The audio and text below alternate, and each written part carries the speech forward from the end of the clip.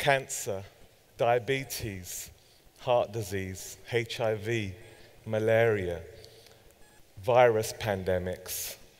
These are some of the challenges that are facing us in global health today. Costs almost $1 billion on average to make a new medicine. Healthcare costs are rising around the world in every country. We have many countries in Europe with aging populations.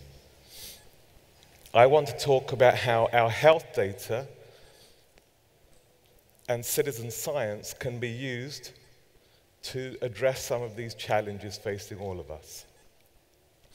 Citizen science is not my concept, but it's actually about people who are not professional scientists, and they can actually conduct scientific research by crowdsourcing health data. Simon just spoke earlier about the power of the crowd. This is a very hot topic right now. 7 billion people on this planet. What do all 7 billion have in common? Their bodies are generating data every single day. 24 hours, 7 days a day, our bodies are generating data. We just don't capture it. However, when you go to the doctor, that's when it's captured, or when you go to the hospital. In 2011, the World Economic Forum said personal data is the new oil and the new currency of the digital world. 10 days ago, there was a BBC documentary, Horizon, called The Age of Big Data, in which in the opening few minutes, they said big data is set to become one of the greatest sources of power in the 21st century. So thinking about that, when we go to the doctor and our blood pressure is measured, someone else owns that data, not us. So how do we make it possible that all 7 billion people on Earth can have some of that power that these organizations have been talking about? Eric Topol is a doctor in America. He's a cardiologist, but he's a big advocate for a new area called digital health. He believes that the smartphone will become the healthcare delivery platform of the future. You will have sensors that monitor your vital signs. Your phone will be processing the algorithm, the data in the algorithm that actually says, now you should go to the doctor before you get sick. Now, it's forecast that by next year, there'll be more active mobile phones on this planet than people. So John Wilbank, who spoke at TED Global last summer, he gave a talk about pooling our medical data for the benefit of medical research. His company is launching something called Bridge this year, which is going to be an open source platform where you can donate your data to help medical research. Katerina spoke earlier about, again, the trend about moving towards open source industries. So what exactly is my dream? My dream is that everyone on the planet can use their health data to contribute to citizen science and help us solve some of these grand challenges that we face.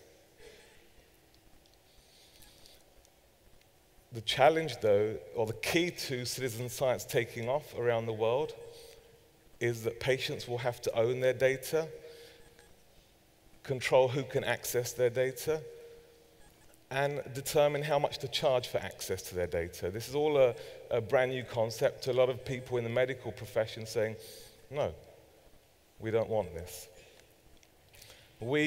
Most of us have no idea who owns our health data, who has access to it, and who profits from it. So imagine a scenario in the future where, assuming my dream comes true, you have 1 million, say, diabetic patients around the world who are sharing their data every day through these phones and sensors.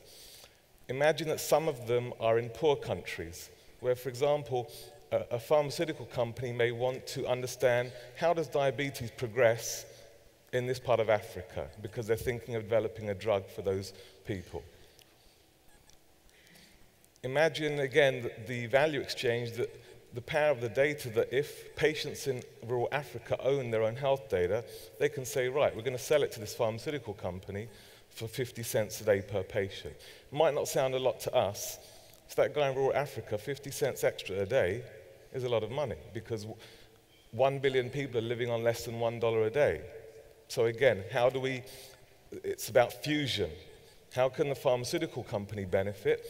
How can those patients in poor countries benefit as well? But I'll give you a further example of that scenario. Imagine those million patients, those diabetic patients who are sharing their data. Imagine they've decided to share it with a pharmaceutical company that is developing a new drug for diabetes. Now imagine the shareholders of this pharmaceutical company say to the management, stop development of this drug, it's way too expensive to continue. In my scenario, the patients, those million patients, would have the legal power to withdraw their data from that company and say, well, right, we're going to go and give it to another company that's developing a drug. Or actually, if no companies are developing a drug, they have the legal right to have that data and analyze it themselves, citizen science.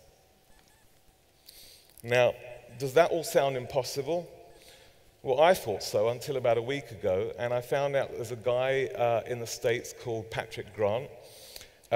He's developing something called Our Health Data Cooperative, which shares many of the same values as my dream, but it's limited to the United States. So it just makes me wonder the hurdles towards getting this kind of thinking around the whole planet, so that we do make this difference with this health data and citizen science. What are the hurdles facing each of the countries around the world? You've got privacy, security, government regulations. Maybe the powers that be don't want people in those countries to be owning and controlling their patient data.